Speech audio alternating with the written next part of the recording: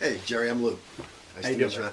Listen, the reason why I'm talking with you today is because Bill McCullough over at Samson Hair Restoration suggested it. I'm thinking about having the hair procedure done. You know, the hair restoration. I'm thinning out a little bit. I'm in my 50s now, and I'm seeing it more of it in the sink and less of it on my head.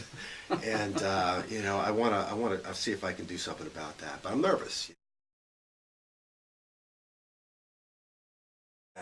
I've met a few people who've had the procedure done, and it's pretty obvious. You know, they've got these like plugs in their head. It just looks bizarre. It's obvious, and it's not what I want. And I'd rather be bald than look like that. Right. And so Bill suggested that I talk to you. You're one of his patients, and he said that you'd be able to sort of point me in the right direction, give me some information about the procedure, what to expect. You know, the good and the bad.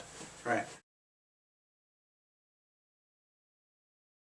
So how many grafts did you have in the initial procedure? Okay. I don't know how many grafts it was. Right.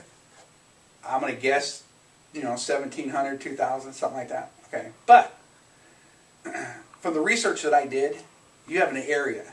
Mm-hmm. Okay.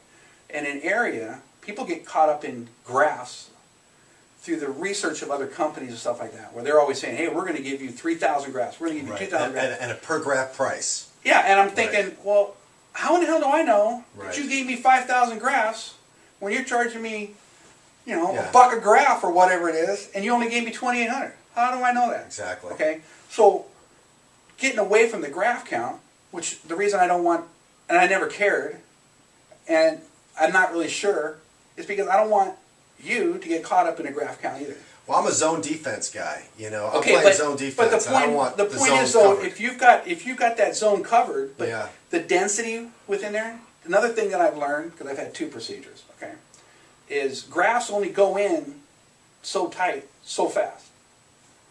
So if you get a whole bunch in there and they're overpacked, I don't think. I'm trying to remember back now, but you've got health, you've got growing issues with these things. They need blood supply. They need oxygen supply. These grafts need supply. You pack in a whole bunch of crap into one area, they don't get the supply. Okay, so rather than if you're looking at graft count for price, okay, just go with an area price. Right. That's what I want to do. Right. Yeah. Okay. Yeah. But as far as the grafts go, and then you got to trust the person that's doing it. Right. I mean, eventually, you got to trust somebody. When you sit in a chair, you're going to trust that chair hold you up, or you're not going to sit in it. Okay, so after everybody that I talked to, all the doctors I talked to, all the salesmen, and one place they pawned me off like I was buying a car. They're going to bring in the other guy to sell it. All I wanted was just to know. I want to have a trust in who's going to do whatever, because this is a big freaking deal. Yeah. I mean, this isn't something you can just fix tomorrow. You look at their before and afters, whatever your problem is, Yeah. and any people that have asked me through the years, whatever their problem is, you look at the people, if you don't want to go with Samson, if you just don't want to blindly take my recommendation when I'm talking to somebody and say, there's some things you just know, this you've got to do. Like I'm telling you, it's a no-brainer for you.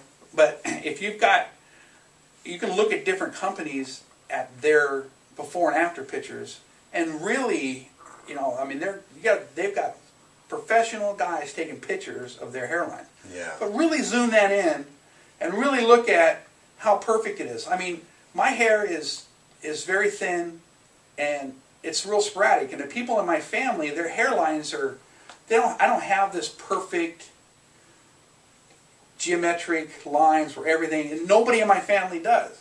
So it's not like I had it, lost it, and I want it back. You never had. I never had it. Right. So to give that to me, and I'm looking at some of these pictures from these other places, I'm going, there's no way. Right. There's no possible way. Right. So having the hairline, I'm just telling you, you can examine the hairline. For me, it was so important because it's the front. I keep going back to my problem. When you said the front, you mean right up front, in the front of your face. Exactly. Got it. So when you're sitting there, the part that you see, if I had a problem, a balding spot on top of my head, you'd never see it. Right. I mean, because I'm combing hair over it. All you know is I'm not seeing skin, right? But for me, no matter how I comb my hair, if I pull it back, or if I comb it left, or I comb it right, Yeah. you can see the front line and the hairline. And I've looked in the mirror many times because, you know, I examine the hairline and stuff like this, you know, and I have single hairs, not clumps of 3 or 4. That's what I had seen in this guy. And Terrible. I'm sure, I don't know, I never asked, but I'm sure that I have 3 and 4 clumps of grass somewhere farther away from the hairline to give it thickness. But to put these 3 and 4 grafts, it makes the front hairline thicker faster. Yeah. But again, you're back to that same old thing of how many grafts, how many hairs per square inch, yada, yada, yada. I wanted a natural look for me. Why Samson? Samson was just the best. It instilled the most confidence. I wanted a procedure that I felt was invisible to people recognizing, matches my own thing. I wanted the artistic value. After talking to Bill, the first time we spent an extra 20 minutes, after talking to doctors and everybody, and he assured me that he could create a hairline that no one would know, and he convinced me that to trust him. So your experience at Samson, I mean, you had the procedure done there twice. On a scale of 1 to 10, how would you rate it? 10 being the best. An 11. Really? Yeah. This is one thing that I love about Bill. Since I met him that first time, and I say this with all sincerity, I know, you know, friends, we've known each other for 4 years and stuff. But I say so you basically became friends with him after the procedure? And they stuck by you, yeah, that's what you're saying. And I'm gonna say this, it's gonna sound cheesy, but it's how I truly feel. Here's a man of integrity that has done every single thing he said was gonna happen. And after the procedure, he told me what was gonna happen. He discussed me the fallout. He told me the recovery. He told me everything that was going to happen. He told me all the good. He told me all the bad.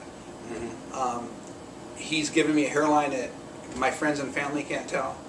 My hairdresser didn't know. She never said a word, and I hadn't seen her for several months. I'll tell you, Jerry, I'm looking at your hairline right now, and I would not be able to tell.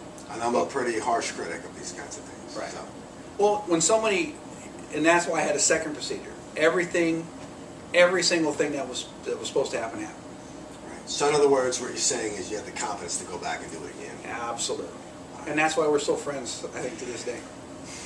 Yeah, I'm leaning. Maybe not after this conversation, after this video, but I think we're friends. Well, I can tell you, Jerry, I'm leaning toward Samson, big time, for all the same reasons that you've just discussed. The people that I've met there, were very personal with me. I mean, if I have a question after I left the consult, I can pick up the phone or call Tina or Bill and get an answer. Well, I'm so happy with it too. If there's something after our conversation today that you don't know, feel free to call me. Really? I believe in it. I believe in it that much. Right. It's completely changed my attitude. It's changed my life.